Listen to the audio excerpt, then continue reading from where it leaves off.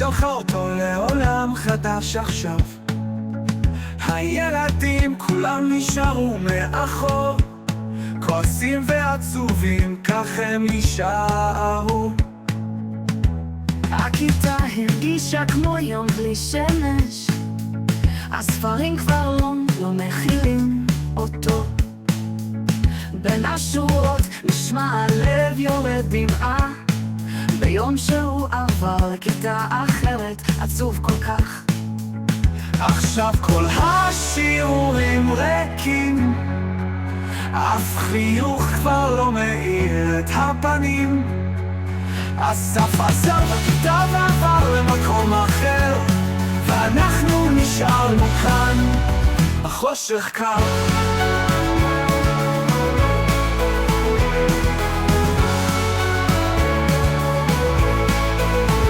עכשיו כל השיעורים ריקים, אף חיוך כבר לא מאיר את הפנים. אסף עזב הכיתה ועבר למקום אחר, ואנחנו נשארנו כאן בחושך קר. המנהלת אמרה זו הייתה החלטה נכונה, אבל אנחנו לא מבינים את הבחירה. הוא היה כמו אח אור בפינה, ועכשיו נפלו כוכבים מהשמיים כולם.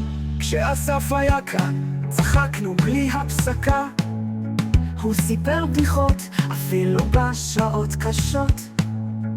עכשיו הכיתה כמו ספר בלי הדפים, חוויה חסרה בלי רוח פראית. עכשיו כל השיעורים ריקים, אף חיוך כבר לא מאיר את הפנים.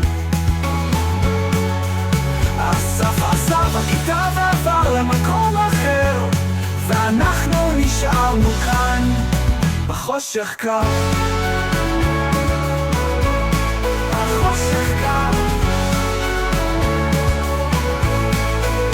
עכשיו כל השיעורים ריקים, אף חיוך כבר לא מאיר את הפנים.